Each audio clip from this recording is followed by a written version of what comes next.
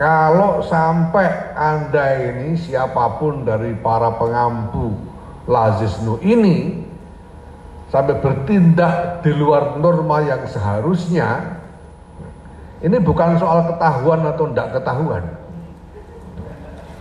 Itu tunggu saja kualatnya. Ini kualat gitu kalau sampai mengerjakan urusan tidak semestinya. Karena ini urusan keram. Dan ini merupakan pokok agama, pokok dari agama zakat ini.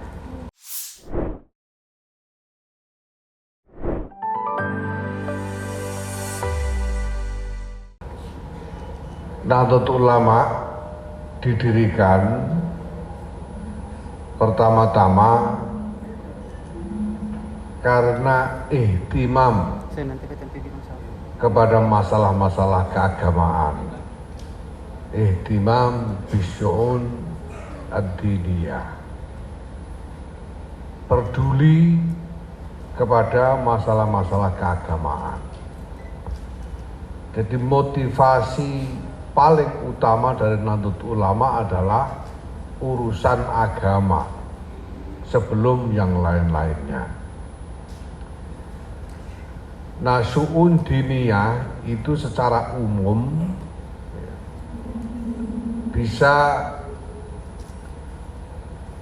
dilihat sebagai memiliki dua dimensi utama pula. Yang pertama adalah tasarruf ala ra'iyah, dan yang kedua adalah zakat ini.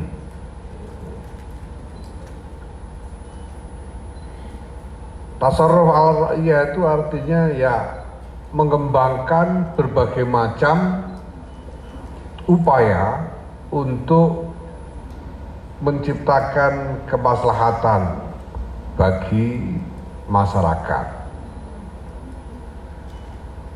Karena NU ini sebagai organisasinya para ulama mengklaim kepemimpinan atas warga pengikutnya, mengklaim imamah atas para jamaahnya, maka Nahdlatul Ulama ini terikat kepada prinsip tasarruful imam ala ra'iyah manutun bil maslahah. Ini adalah tugas pertama atau dimensi pertama dari tugas-tugas Jam'iyah Nahdlatul Ulama. Dimensi keduanya ya zakat ini. Karena zakat ini adalah inisiatif yang belum pernah muncul di dalam sejarah peradaban umat manusia sebelum diinisiasi oleh sahibus syariah Rasulullah Muhammad sallallahu alaihi wasallam. Kalau bicara tentang bagaimana mengelola kehidupan umat, maka di samping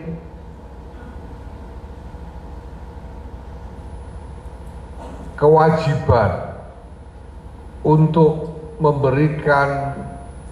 menyediakan panduan-panduan keagamaan bagi kehidupan mereka secara keseluruhan, yang paling utama sesudah itu adalah zakat, untuk bukan hanya memberikan bantuan kepada mereka yang kualitas hidupnya tertinggal, tetapi sesungguhnya secara keseluruhan merupakan satu strategi untuk memelihara kohesi di dalam masyarakat itu sendiri, agar keseluruhan masyarakat dari kalangan manapun satu sama lain merasa menjadi satu bagian bersama, merasa bahwa yang kelompok yang satu terikat pada hak-hak dari kelompok yang lain. Maka sejak awal dalam sejarah Islam, zakat ini ditegakkan dengan sangat keras. Sayyidina Abu Bakar As-Siddiq radhiyallahu anhu bahkan memutuskan untuk memerangi kelompok yang menolak menyerahkan zakat. Dan ini bukan kelompok yang tidak mau mengeluarkan. Jadi pada waktu itu Sayyidina Abu Bakar As-Siddiq memutuskan untuk memerangi orang-orang Najd karena orang-orang Najd menolak menyerahkan zakat kepada pemerintahan Madinah pada waktu itu. Bukannya mereka tidak mau keluarkan, mereka mau keluarkan, tapi maunya mereka kelola sendiri. Terlepas dari manajemen pemerintahan Madinah.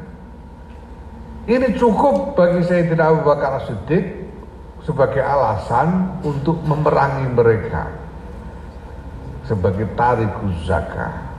Kenapa? Karena ketika mereka menolak menyerahkan zakat ke bawah pengelolaan pemerintah Madinah dan ngotot hendak mengelola sendiri di antara mereka, itu namanya separatisme. Mereka memisahkan diri dari kesatuan umat secara keseluruhan. Ini pada waktu itu cukup sebagai alasan bagi Sayyidina Abu Bakar As-Siddiq untuk memerangi mereka. Maka Bapak Ibu sekalian yang saya hormati, zakat ini memang luar biasa penting dan punya posisi sentral di dalam aktivisme keislaman, lebih-lebih di dalam konteks Nahdlatul Ulama. Nah, pertama-tama tentu saja saya ingin ingatkan kepada teman-teman para pengampu Lazisnu ini, baik dari PBNU, PWNU maupun PJNU, bahwa ini adalah khidmah diniyah.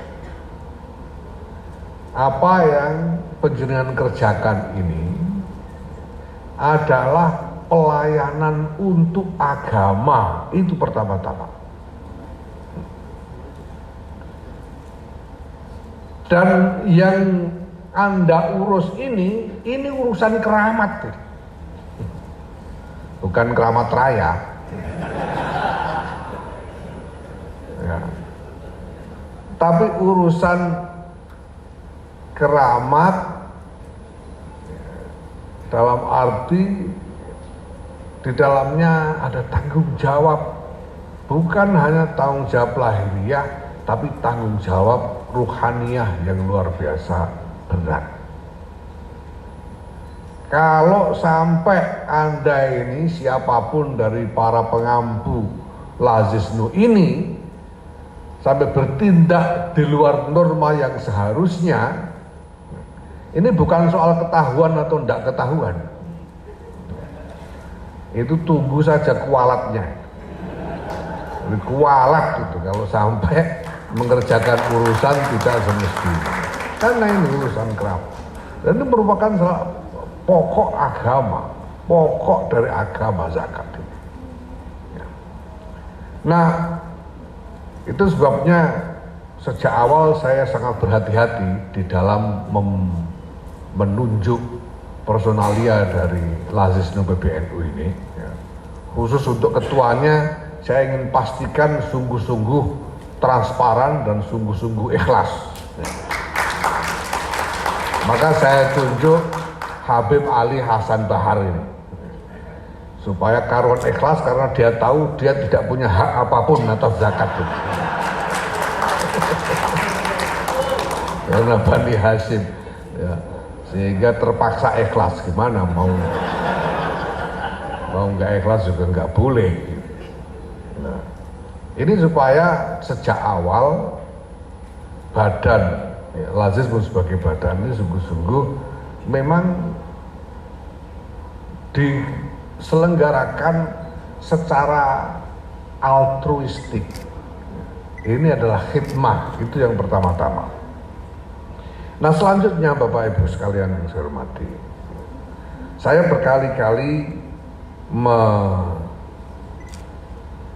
mengartikulasikan gagasan tentang pentingnya membangun struktur Jam'iyah Nahdlatul Ulama ini sebagai organisasi yang koheren. Koheren itu artinya bahwa antara satu bagian dengan bagian lainnya di dalam organisasi ini, antara satu tingkatan dengan tingkatan yang lainnya di dalam susunan kepengurusan organisasi ini harus padu, harus menjadi satu bangunan yang utuh dan tidak terpecah-pecah satu sama lain, tidak terpisah-pisah satu sama lain. Dan saya selalu katakan kepada semua orang bahwa saya mau ngotot soal ini. Jadi soal koherensi ini saya mau ngotot, saya tidak mau ditawar, siapapun akan saya hadapi, dan kalau nggak nurut kita potong. Sehingga memang di sana sini ada beberapa kasus ya PBNU harus menghadapi beberapa elemen organisasi dengan keras karena ini. Karena ini penting sekali. Dengan organisasi yang koheren itu, dengan konstruksi organisasi yang koheren itu, Nahdlatul Ulama ini akan bisa sungguh-sungguh bergerak sebagai strategi dengan cakupan yang luas. Karena dengan koherensi itu maka leverage, ini bahasa Jawanya apa saya tidak tahu ini leverage, apa namanya, daya dongkrak dari keberadaan Nahdlatul Ulama itu akan semakin besar. Nah, kita punya banyak lembaga-lembaga dan banyak banom-banom. Ada kalau tidak salah 18 lembaga dan 14 banom di lingkungan Nahdlatul Ulama. Semua elemen ini harus dipersatukan di dalam satu konstruksi yang padu supaya tidak ada yang bergerak sendiri-sendiri. Apalagi sampai ke bawah, ke wilayah dan cabang, jangan sampai bergerak sendiri-sendiri. Tidak boleh diteruskan, ya, tidak boleh diterus-teruskan keadaan di mana ketika satu cabang melakukan sesuatu, cabang yang lain nggak tahu menahu urusannya, PW-nya juga nggak tahu menahu urusannya, PBNU nggak tahu menahu, dan sebaliknya. Ini tidak boleh diterus-teruskan. Kita harus bangun satu konstruksi di mana setiap hal yang dilakukan oleh setiap bagian di dalam organisasi ini tersambung menjadi satu strategi besar bersama-sama. Nah, oleh karena itu saya minta, ini instruksi ini, Bib. Kalau nggak nurut awas sih. Instruksi. Saya minta supaya Lazisnu dari tingkat PBNU sampai PCNU ini nanti dibangun menjadi satu struktur koheren. Tidak boleh terpecah-pecah sendiri, jalan sendiri-sendiri, tidak boleh lagi. Harus dibangun menjadi satu struktur yang koheren. Ini nanti Bapak-Bapak akan segera lihat bagaimana bedanya kalau kita bekerja sama dalam struktur besar yang koheren dibanding kalau cuma jalan sendiri-sendiri. Saya tahu pada mulanya lazis-lazis di daerah ini, lazis-nu di daerah ini dibentuk sebagai inisiatif yang kurang lebih mandiri dengan asumsi sekedar untuk mengelola potensi lazis di daerah masing-masing. Saya tahu. Kalau Anda tetap bergerak dengan cara itu, maka kredibilitas Anda juga hanya terbatas di daerah itu saja.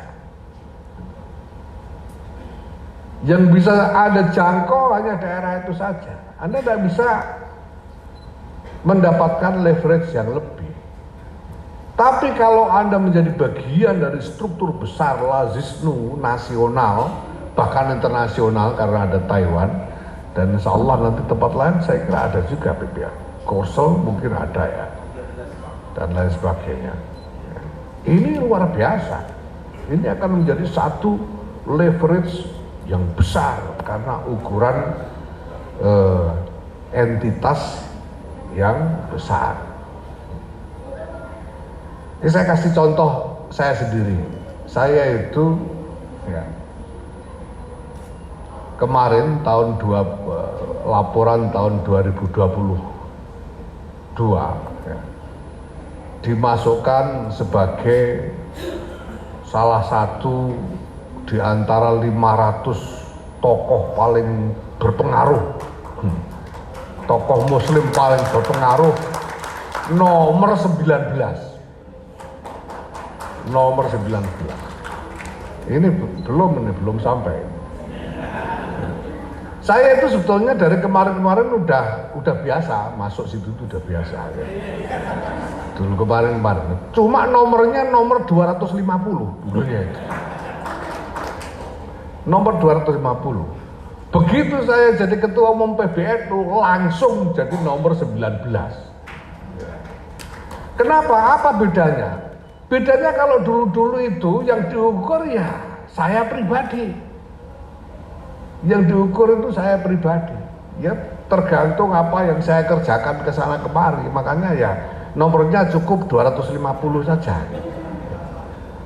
Tapi begitu ketua umum, saya menjadi semacam representasi, menjadi wakil, menjadi wajah dari satu entitas besar sekali, yaitu Nahdlatul Ulama. Sehingga langsung melonjak jadi nomor 19. Jadi sebetulnya, makanya saya bilang yang dapat nomor 19 itu bukan saya, tapi NU. NU ini nomornya 19, ya mudah-mudahan nanti bisa naik lah ke pedapan habis ini ya. Nah demikian juga sampai di daerah ya, di Trenggalek misalnya, kalau cuma ngurus Trenggalek saja, ya kredibilitasnya cuma segitu-gitu itu. Tapi kalau Anda hadir sebagai bagian dari keseluruhan lazisnu nasional ini, Anda punya kredibilitas, punya otoritas yang jauh lebih besar ketimbang sekedar ukuran Trenggalek. Begitu juga daerah-daerah yang lain. Maka sekali lagi saya minta sebagai instruksi Ketua Umum PBNU supaya lazisnu ini nanti dibangun dalam satu struktur yang koheren, sehingga apa yang terjadi di lazis daerah ini semuanya menjadi catatan nasional dan strateginya pun strategi nasional. Apa yang harus diprioritaskan untuk dibagi, mana yang harus lebih dulu diperhatikan dan lain sebagainya. Ini pertimbangan nasional. Karena jangan-jangan nanti di Kebumen itu sampean merasa ini ada orang yang butuh mendapatkan tauzik, tapi sebetulnya ada di daerah lain yang jauh lebih membutuhkan, sehingga harus diprioritaskan. Ini Bapak Ibu sekalian prinsip yang sangat penting untuk kita bangun ke depan. Nah, Selain itu, saya ingin ingatkan bahwa karena ini bukan sekedar lembaga zakat infak sedekah biasa, panjenengan ini bagian dari Nahdlatul Ulama. Ulama ini harap diingat baik-baik ya. Ini bagian dari ulama. Maka di dalam menyelenggarakan urusan-urusan zakat infak sedekah ini, saya minta disiplin yang lebih kuat kepada ilmunya ulama. Saya minta lebih berhati-hati. Saya katakan kepada Habib Ali tadi bahwa kalau memang masih ada asnaf yang sangat butuh, ya berikan kepada asnaf, nggak usah bikin program yang enggak. Kasih saja ke asnaf. Wong memang dasarnya zakat itu urusannya kepada tauziknya kepada asnaf. Nah ini saya minta berhati-hati betul. Ini ada Dewan Pengawas Syariah juga di Razisnu ini ya. Ini salah satunya Pak Zulfa, tapi nanti sebentar lagi kita gantilah, jangan dia lagi.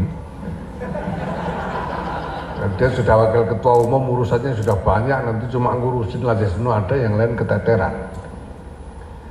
Nah ini nanti kita harapkan bisa sungguh-sungguh disiplin. Nah Bapak Ibu sekalian yang saya hormati, kita tahu bahwa kita ini sedang mulai strategi membangun koherensi organisasi ini sedang mulai.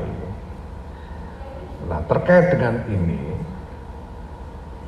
PBNU membangun gagasan tentang dua sayap atau mau disebut apapun lah ya. Jadi dua bagian strategi untuk menjangkau basis, menjangkau grassroots dari warga Nahdlatul Ulama. Yang pertama adalah sayap struktural untuk mendelivery, untuk mengirimkan program-program supaya manfaatnya didapatkan, dirasakan oleh warga di tingkat basis. Nah, untuk ini PBNU pada tanggal 12 Desember yang lalu, hari Senin di Surabaya, sudah meluncurkan apa yang kita namakan sebagai Gerakan Keluarga Maslahat. Gerakan Keluarga Maslahat ini akan menjadi task force struktural yang akan menjadi semacam jaringan outlet khidmah NU sampai ke desa. Outlet khidmah NU sampai ke desa. Jadi orang kalau butuh mendapatkan layanan dari Nahdlatul Ulama untuk kebutuhan-kebutuhan mereka bisa tanya ke outlet-outlet di desa ini, outlet yang kita namai Gerakan Keluarga Maslahat. Asumsinya basis dari kesejahteraan rakyat di tingkat basis, ya di tingkat grassroots adalah keluarga. Karena kita namakan Gerakan Keluarga Maslahat. Di situ nanti akan masuk berbagai macam program. Ada program kesehatan, ada program ekonomi, ada program lingkungan hidup, program keagamaan dan lain sebagainya. Semuanya masuk ke dalam struktur Gerakan Keluarga Maslahat ini. Ini satu sayap. Nah hari ini saya minta nanti diproses, dan kalau udah jadi nanti kita bisa segera lakukan peluncurannya. Saya minta NU Peduli, brand NU Peduli atau NU Care ini, sebetulnya ya lebih baik pakai bahasa Indonesia saja gitu supaya tidak kepleset-pleset. NU Care itu nanti kepleset jadi NU Scare, itu bahaya. NU Peduli ini, brand NU Peduli ini saya minta dikembangkan menjadi struktur task force sampai ke bawah seperti ini untuk menampung charity ini, untuk menampung kegiatan-kegiatan infak ini, baik berupa zakat maupun sedekah. Salurannya melalui NU Peduli. Bedanya apa? Bedanya kalau NU Peduli ini ya bagi-bagi aja gitu, nggak usah macam-macam. Pokoknya asnaf berhak bagi, butuh kasih, itu saja. Nggak usah bikin program yang enggak. Ya. Program nanti urusannya di Gerakan Keluarga Maslahat. Nah ini nanti harus dikerjasamakan antar lembaga semuanya ini, dikerjasamakan antar lembaga dan juga dengan banom-banom yang ada. Nah dengan demikian dua sayap ini akan menjadi konduktor untuk menciptakan koherensi di dalam organisasi ini, di antara berbagai elemen organisasi di berbagai tingkatannya. Ya, saya minta nanti dibicarakan juga bagaimana membangun ini sampai ke bawah, ya, struktur lazisnya harus koheren, dan bagaimana kita menciptakan satu struktur gerakan NU Peduli. Gerakan NU Peduli. Jadi kalau yang sana tadi yang sudah diluncurkan Gerakan Keluarga Maslahat, di sini kita buat Gerakan NU Peduli. Nah mudah-mudahan dengan upaya ini ke depan ya, kita akan sungguh-sungguh bisa mewujudkan apa yang sudah kita pikirkan sebagai visi keorganisasian dan visi khidmah jam'iyah, sehingga kita tidak membawa kekecewaan kepada guru-guru kita, pendahulu-pendahulu kita, kepada muassis jam'iyah Nahdlatul Ulama ini. Lebih-lebih kita ini sekarang sedang melangkah menuju satu abad Nahdlatul Ulama untuk masuk ke dalam abad kedua Nahdlatul Ulama. Ini adalah momentum istimewa dan kita harus menjadikannya istimewa. Jangan menjadi lazisnu yang biasa-biasa saja. Jadilah lazisnu yang istimewa. Terima kasih. Wallahul muwaffiq ila aqwamit thoriq. Wassalamualaikum warahmatullahi wabarakatuh. Kami mohon izin. Ya mohon maaf tadi lupa tuh. Terlalu bersemangat lihat di Bali. Dan marilah kita buka bersama-sama rakernas ini dengan umbul kitab kita hadiahkan kepada baginda Rasulullah SAW, para pendahulu, para masyayikh kita, khususnya para muassis, dengan niat tawassul. Semoga harapan-harapan kita, ikhtiar kita sungguh menjadi ikhtiar-ikhtiar yang mardiyah, dan harapan-harapan kita dapat mencapai tujuannya, membawa manfaat dan barokah. Alaniyah Al-Fatihah. Bismillahirrahmanirrahim. Alhamdulillah. Iyyaka na'budu wa iyyaka nasta'in. Ihdinas siratal mustaqim. Siratal ladzina an'amta 'alaihim. Terima kasih.